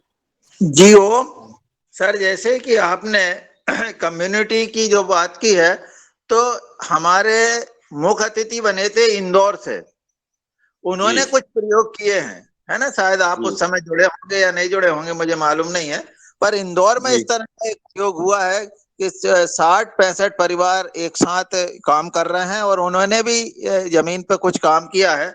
तो यदि वो पता लग सकता है, रंजना जी को उनकी जानकारी है, रंजना जी ने उनको जोड़े थे, तो आप उनसे बात कर सकते हैं और व्यास जी जी से भी आप बात कर सकते हैं। व्यास जी भी बगीचे पे उन्होंने भी काम किया है। जी ओम। हाँ, नहीं वो यहाँ पे क्या है कि एक मॉडल तो ये है कि 65 क्या 500 लोग एक साथ, इस तरह के तो बहुत हो गए, लेकिन वो अपनी जमीन में खुद काम कर रहे हैं। मार्केटिंग वो साथ में कर रहे हैं, प्रोसेसिंग साथ में कर रहे हैं। ये एफपीओ का कंसेप्ट तो ये चल ही रहा है। नहीं यहाँ नहीं पे सर, स्थिति अच्छा, वो एक कंबाइंड रूप से कर रहे हैं सारी हाँ, लैंड पे। एक साथ रह के उनका हाँ, तो भोजन फिर भी। उनसे मैं संपर्क करना चाहेंगे, तो रंजना जी के पास होगा तो हम मेरे को नंबर मिल जाएगा, तो थोड़ा सा हमें भी वो कोई क्या दिक्कतें उनको आ रही हैं तो वो हम जानने की कोशिश करेंगे। जी जी ओम सर, जी ओम। जी जी जी जी ओ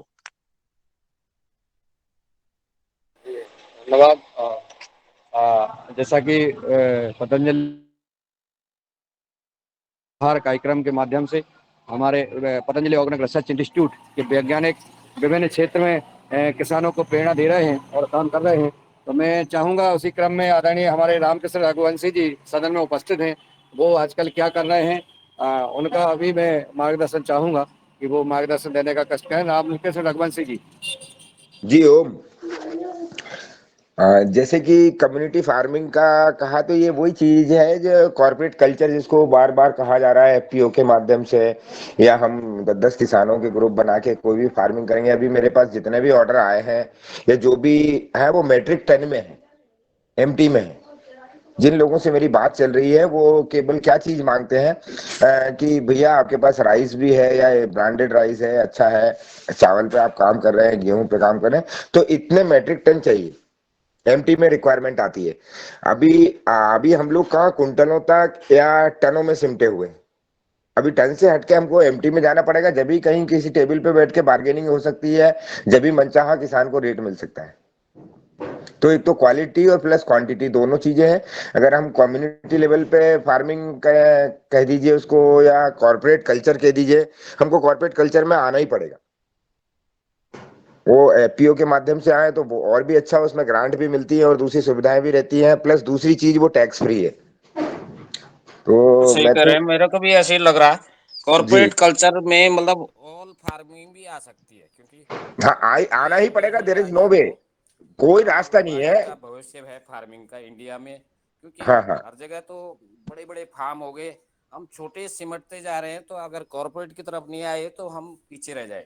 हाँ, हम समाप्त हो जाएंगे, हमारे पास कोई रास्ता भी नहीं है, उसका केवल विकल्प भी वही है। इसलिए मोदी जी ने क्या किया था कि ध्यान हो तो 10,000 एफपीओ बार बार वो चिल्ला रहे थे कि मुझे 10,000 एफपीओ बनाना है। कोई भी किसान बगैर कंपनी का नहीं रहे, हर किसान ये कहे मेरी ये फलानी कंपनी है।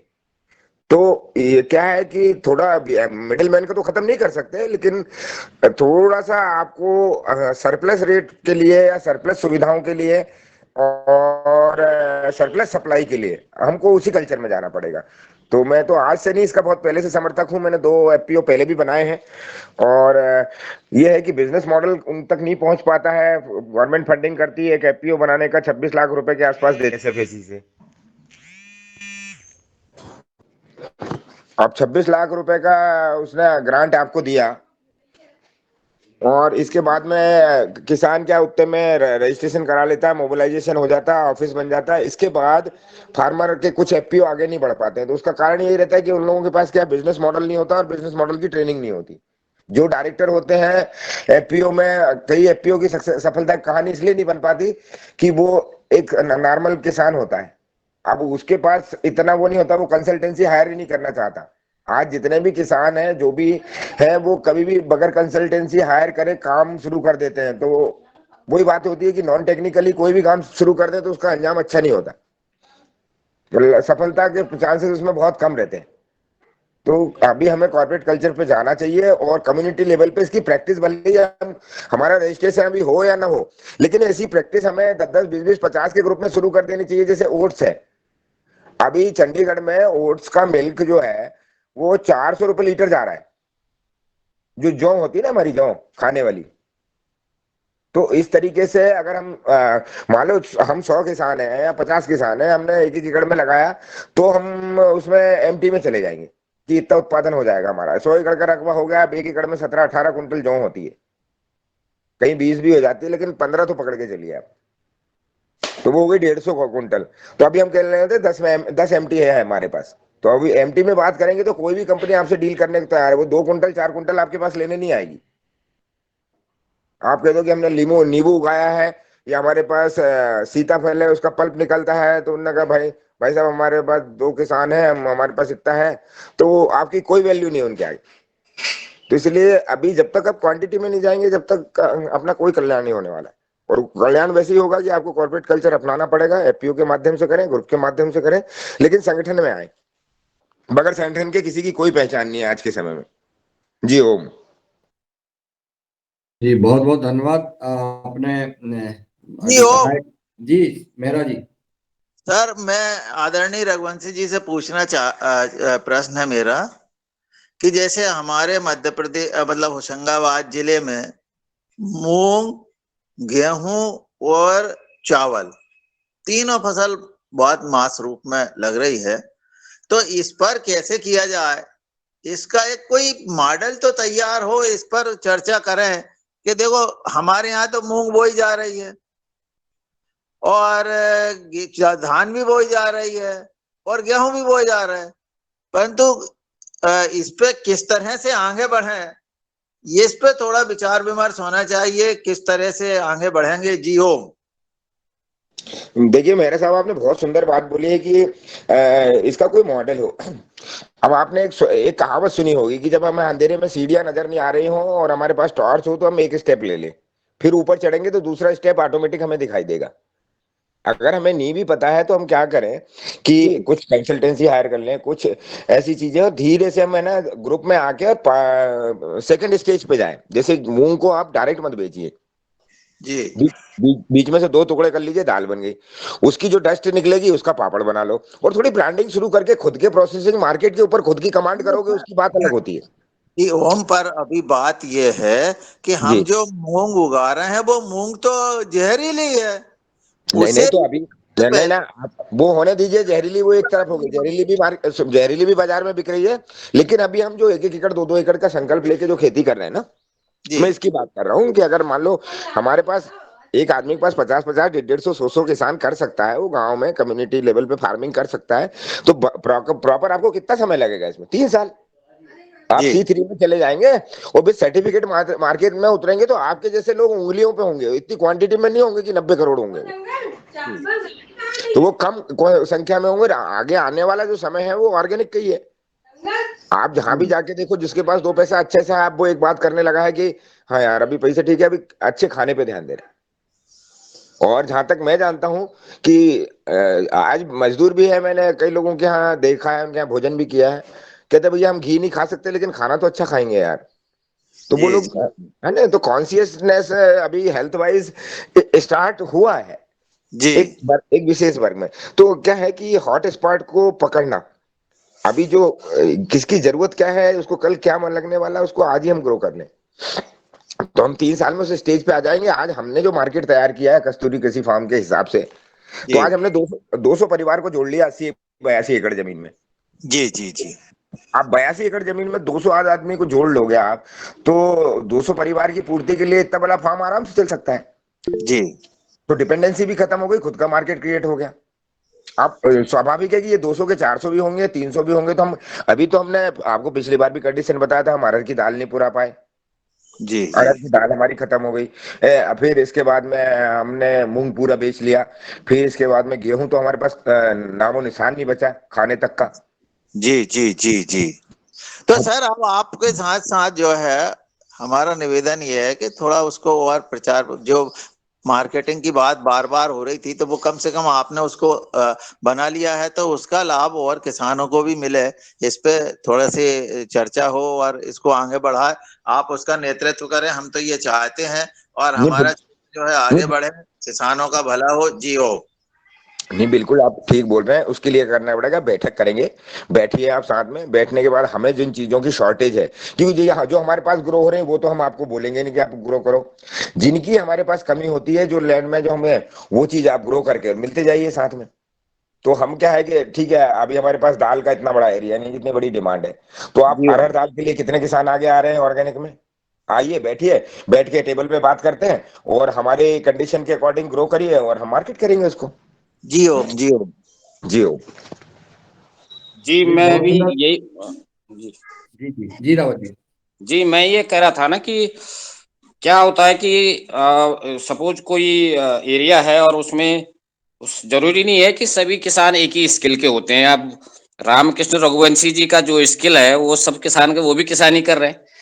और शरद जी का जो स्किल है, उनका अपना स्किल है, उन्होंने किस तरह से अपने फार्मिंग को मतलब प्रोडक्टिव बनाया, काफी उससे पैसा भी मतलब आता है और ज्यादा मेहनत भी नहीं होती है। तो मतलब जो ये स्किल है, जो हमारे पास कुछ सम्मानित अच्छे किसान हैं जिन्होंने एक उदाहरण पेश कर रहे हैं, इनका मतलब स्किल का प्रयोग करते हुए हमें इस तरह का ही मतलब जिस तरह का रामकृष्ण जी कर रहे हैं, तो इस तरह की फार्मिंग सब ग्रुप में हो। और मेरा तो यहाँ तक मैं मेरे दिमाग में ये आ रहा था कि इसमें जो फार्मिंग होगी वो उसमें कॉर्पोरेट जब फार्मिंग होगी तो उसमें जो भी काम करेगा उसको पैसा मिलेगा, चाहे वो एज एम्प्लॉय काम करे, चाहे वो एज ए दिहाड़ी काम करे। और लैंड हम क्लब करें एक जगह, और प्लानिंग उस हिसाब से करें कि भाई हमें कम से कम मेहनत में ज्यादा फायदा कैसा हो। और इस तरह से जो सम्मानित सदस्य हैं जो ऑलरेडी इस दिशा में काम कर रहे हैं, उनका एक्सपीरियंस वहां पर यूटिलाइज करके उनसे रिक्वेस्ट करके उसकी प्लानिंग करें कि हम कौन सी क्रॉप किस एरिया में लगाएं और किस वॉल्यूम में लगाएं और जिसका मार्केट भी अच्छा हो। इस तरह का मतलब कॉर्पोरेट फार्मिंग करने की आप जरूरत है आगे। जी बहुत बहुत धन्यवाद आदरणीय रावत जी।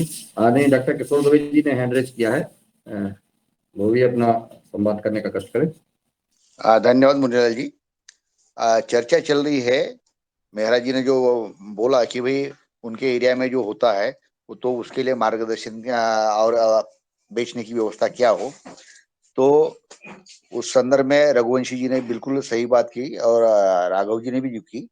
दिक्कत वहीं पे है किसान की, कि बगैर सोचे हम लगा देते और फिर बेचने के लिए जाते हैं कि भाई, और वो रिक्वेस्ट करते हैं। यह परंपरा और फार्मूला हमको बदलना पड़ेगा। जो बेचा जाता है, जिससे पहले कांटेक्ट होता है, चाहे कारपोरेट हो, कंपनी हो या बड़े ग्रुप्स हो, उनके साथ में कांटेक्ट करके ही उस तरह से यदि हम जब ग्रुप्स बनाएंगे और फिर उसके उनके डिमांड के मुताबिक हम लागत करेंगे, तभी हिंदुस्तान के किसानों का चित्र बदलना है। नहीं तो सिर्फ मध्य प्रदेश में नहीं, आमतौर पर महाराष्ट्र में और भी जगह भी यही होता है कि हम अपने जगह पे, बाकी लोग क्या कपास लगाते हो हम भी लगा देते, बाकी लोग सोयाबीन लगाते तो हम भी लगा देते, और फिर जिसकी डिमांड ही नहीं है ऐसी चीजें हम लगा लेते, और उसकी उपज आने के बाद फिर एपीएमसी में जाते और फिर हाथ जोड़ के उनके सामने, क्या व्यापारियों के सामने खड़े रहते, क्योंकि हमने तो उपज कर ली है, तो फिर भैया अब ये उपज लो करके, तो फिर उसमें तो यानी हमको जो लागत है वो लागत मूल्य भी नहीं मिलता। तो ये परंपरा जो है, ये परंपरा हमको, जो भी हम एक्टिविस्ट है अलग अलग प्रकार के, चाहे एफपीओ के हो, समाज सेवी हो, हम योगाहार के सदस्य हो, हमको पहले यही करने हैं कि हम यदि ग्रुप्स बनाते हैं तो पहले हम कांटेक्ट करें। वही कॉन्ट्रैक्ट फार्मिंग, कारपोरेट फार्मिंग, इसके माध्यम से कि भी क्या क्या लगने वाला है और उसके लिए किस तरह से हम काम करेंगे, ये फार्मूला लेके यदि हम चलते हैं तो निश्चित रूप से हमारे संपर्क में जितने कार्यकर्ता रहेंगे, किसान रहेंगे, एफपीओ रहेंगे, उनके माध्यम से हम किसान उनका भला कर सकते हैं, नंबर 1। नंबर 2, तो ऐसी बात है कि जहाँ पे जैसा कि हमने एक 1.5 महीना हो गया, मैंने इस मंच से भी बोला था और मुन्नीलाल जी आपके और बाकी वसूल बाकी लोगों को भी बोला था कि 100 क्विंटल चावल यानी पीजीएस वाला सर्टिफाइड जिसको बोलते हैं, वैसी डिमांड हमको 1.5-2 महीने के पहले मुंबई के एक हमारे मित्र के माध्यम से आई थी। मैंने यहाँ इस मंच पे भी रखा था और जो जो कॉन्टैक्ट है उनको भी रखा था। अभी तक मेरे पास कोई भी यानी 100 क्विंटल पीजीएस सर्टिफाइड जिसको बोलेंगे तो चावल देने वाला कोई भी व्यक्ति आया नहीं। तो रघुवंशी जी की जो बात है या बाकी लोगों की कि उनको तो टनों में ही चाहिए, वो उसने तो मेरे को बोला था कि आपको पीजीएस सर्टिफाइड वाला जो है ये चावल बंबई में हमको हर माह में एक गाड़ी लगने वाला है, तो आप कम से कम एक गाड़ी तो भेजो। तो अपन 2 महीने में एक गाड़ी भेजने के लिए भी मतलब वो बात नहीं हो पाई, तो ये समस्या है। तो इसीलिए मेरा सुझाव ऐसा है कि क्या चाहिए, किसको चाहिए, कितने मात्रा में चाहिए, उतना यदि जब हम उत्पाद करेंगे तभी हम सब मिलकर निश्चित रूप से आगे बढ़ सकेंगे। इसलिए हम कुछ भी उगाए और बाद में बेचने को जाए, यह पूरा का पूरा फार्मूला जो है, यह फार्मूला हमको बदलना ही पड़ेगा, नहीं तो किसानों का शोषण हम नहीं रोक पाएंगे। धन्यवाद। बहुत बहुत धन्यवाद आदरणीय डॉक्टर किशोर दुबे जी, महत्वपूर्ण सुझाव आपने दिया और मैं आदरणीय पवन कुमार जी को सादर आमंत्रित कर रहा हूं कि वो आए और हम सबका मार्गदर्शन देने का कष्ट करें। आदरणीय पवन कुमार जी। जी नमस्कार सभी को। और बहुत अच्छी वार्तालाप चल रही है, अनुभवों का आदान प्रदान हो रहा है। मैं बीच में नेटवर्क की कमी से और ड्राइविंग करने की वजह से पूर्ण रूप से मेरा नहीं जी देख वीडियो पाया। बंद कर लीजिए। जी जी सर। तो जो बातें रघुवीर रावत जी ने बताई हैं, प्रयास जो कर रहे हैं बहुत सुंदर प्रयास है। मैंने भी पौड़ी जनपद में कुछ वर्ष पहले एक उद्यमी को देखा था जो कि इंटीग्रेटेड फार्मिंग कर रहे थे और अपने जो उत्पाद है मतलब इंटीग्रेटेड मतलब गाय गाय आधारित खेती, और लेकिन उसके साथ उन्होंने मुर्गी पालन भी और वर्मी कंपोस्टिंग भी और उसके साथ ही आपकी मछली का भी पालन, ये सब करते हुए बहुत व्यवस्था बना दी थी। बहुत अच्छी तरह से उत्पादन भी ले रहे थे एक जगह में, कई लोगों की जमीन साथ लेते हुए। मुझे जगह का नाम याद नहीं आ रहा है, लेकिन उन्होंने अपने अनुभव बताया कि वो अपने सामान को, जो उत्पाद है दूध को और बाकी चीजों को पौड़ी भेज रहे थे, लेकिन उसमें उनको समस्या आ गई शनिवार और इतवार के दिन, क्योंकि जो लोग खरीदार थे उस शहर में वो छुट्टी में चले जाते थे, अपने घर चले जाते थे, तो बीच में उनको 1-2 दिन का एक गैप रह जाता था जहां उत्पाद नहीं बिक पाता था। तो इन्होंने अपना उत्पाद को फिर एक ऐसी व्यवस्था बनाई कि वो सीधे दिल्ली तक ले जाने लगे। तो रोज एक गाड़ी उनकी वहां से रोज दिल्ली जा रही है। लो फैट मिल्क प्रोड्यूस कर रहे हैं क्योंकि दिल्ली वालों को फैट की आवश्यकता नहीं होती है।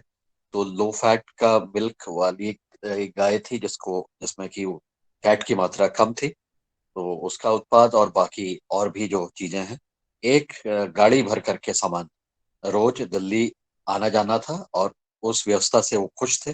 दूध की उन्होंने पैकिंग वगैरह का सब व्यवस्था बना रखी थी। मुझे मालूम नहीं कि अब उनके वहां पर क्या हो रहा है, क्योंकि 2-3-4 साल से बातचीत नहीं हुई है, लेकिन उस समय जो मैंने देखा तो अच्छी व्यवस्था थी। और जो नेपियर ग्रास थी उसको उगाने का भी तरीका उन्होंने एक अनूठा बना रखा था, तो कम जमीन होते हुए भी ज्यादा उत्पादन ले रहे थे। पर्वतीय क्षेत्रों में अब मैंने देखा है कि बहुत कुछ करने की इच्छा रहती है, लेकिन जंगली जानवरों का प्रकोप बहुत ज्यादा है और उनकी जनसंख्या भी दिन पर दिन बढ़ती जाती है और उससे नुकसान भी बहुत ज्यादा होता है। सरकार ने भी और लोगों ने कई तरह की व्यवस्थाएं करने का प्रयास किया। कम्युनिटी फार्मिंग के माध्यम से भी वो क्या है वो कॉमन फैसिलिटी सेंटर के माध्यम से उन्होंने जालियां भी लगाने का प्रयास किया, लेकिन बहुत ज्यादा आंशिक रूप से ही सफलता मिल पाई। तो यह भी लोग सोचते थे कि हम साथ मिलकर के करें तो सबकी जिम्मेदारी लेते हुए अगर करेंगे तो शायद फायदा होगा। उसमें भी आंशिक सफलता मिली। मार्केटिंग के दृष्टिकोण से जहां मैंने देखा तो वहां समस्या नहीं थी। मार्केटिंग के लिए उन्होंने अपनी व्यवस्था बना रखी थी, लेकिन उत्पादन को बचाए रखना जंगली जानवरों से ये एक प्रमुख समस्या थी। इसके साथ ही दूसरा मॉडल जो मैंने देखा है वो है आपके सुगंध पौधों की खेती का और उससे तेल या और उत्पाद बनाने का।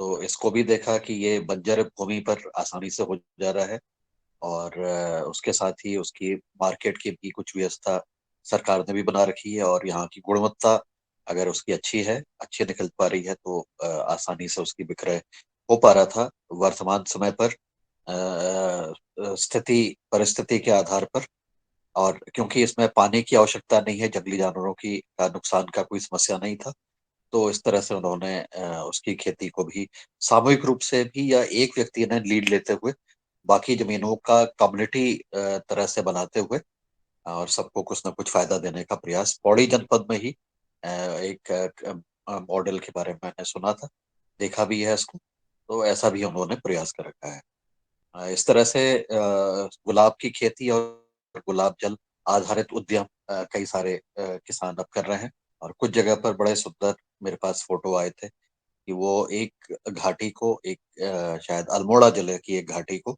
पूर्ण रूप से रोज घाटी में परिवर्तित करना चाहते हैं और उसकी रोज के जो गुलाब जल है और उसका जो ऑयल है उसका प्रसंस्करण करने के लिए बहुत छोटी सी मशीनें उपलब्ध की गई हैं, उपलब्ध मतलब बनाई गई हैं, जिसका कि स्थानीय स्तर पर जो ग्रामीण है वो उसका उपयोग कर रहे थे और रोज को वैली बनाने का इसका तात्पर्य ये था कि यहाँ पर न केवल उसकी खेती हो बल्कि उसको पर्यटन के दृष्टिकोण से भी जब ये इसमें फ्लावरिंग होती है और बाकी उसकी प्लकिंग का टाइम होता है या रोज ऑयल बनाने का काम होता है, उसमें पर्यटक यहाँ पर आए देखें और उस व्यवस्था को देखते हुए आगे मतलब उसको एक अलग से अनुभूति हो।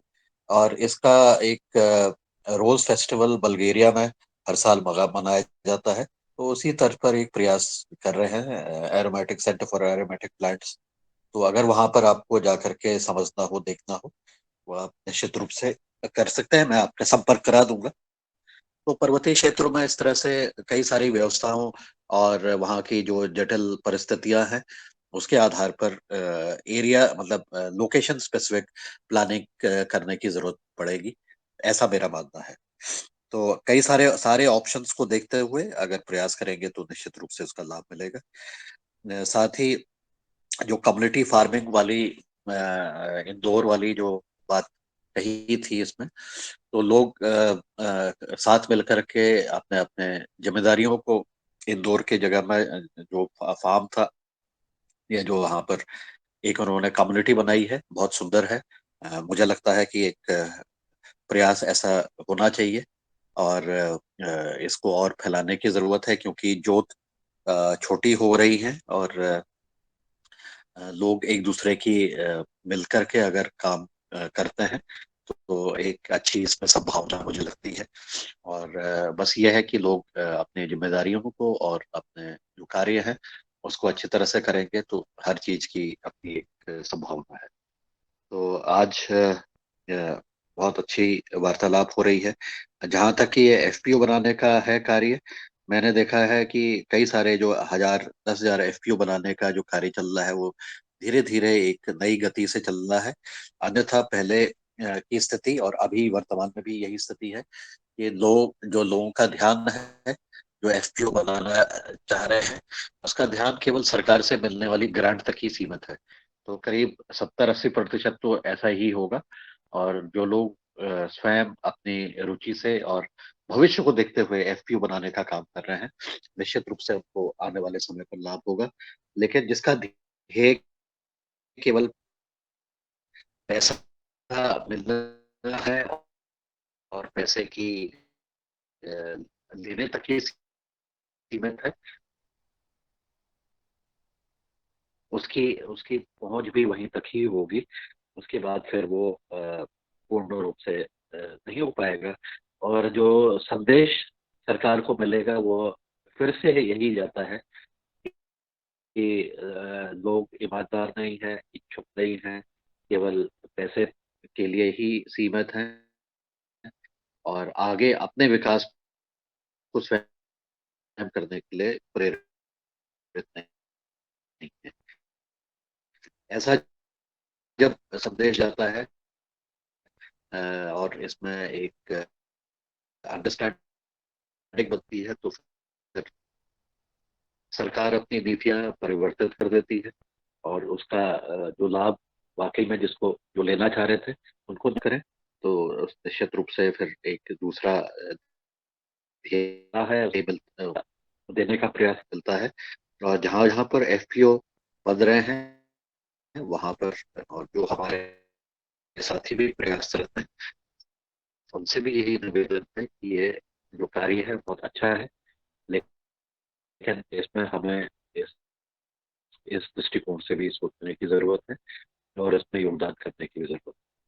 तो यही आज कुछ बातें जो मेरी समझ में आई बातचीत से, जो जितना मैं सुन पाया, और बाकी कुछ समय मैं प्रदीप राज जी के का भी मैंने कुछ देर तक सुना। नेटवर्क की समस्या थी, लेकिन उनका भी अनुभव बहुत अच्छे हैं जिंदगी के और उनको यहाँ आके एक अच्छा एहसास हुआ, ये जान के भी बहुत खुशी हुई। इसी के साथ मैं अपनी वाणी को भी विराम देता हूँ। आप सभी को नमस्कार और प्रणाम। धन्यवाद सर, आपने मार्गदर्शन दिया। आदरणीय प्रदीप राज वर्मा जी का परम पूज्य स्वामी जी से संवाद हुआ था और परम पूज्य स्वामी जी से कुछ और प्रदीप राज वर्मा जी ने किसी और की कोई बात है तो उसको आगे कंटिन्यू कराइएगा। जी आदरणीय प्रदीप राज वर्मा जी का परम पूज्य स्वामी जी से संवाद हुआ था और उन्होंने युगहर कार्यक्रम के बारे में बताया। परम पूज्य स्वामी जी ने कहा कि मुझे युगहर कार्यक्रम के बारे में सब पूरी जानकारी है, तो ये मैं आपको बताना चाहता हूँ सर, क्योंकि उस समय आप नहीं जुड़े थे। तो ये भी चर्चा आदरणीय प्रदीप राज वर्मा जी की हुई, परम पूज्य स्वामी जी का आशीर्वाद लिया और परम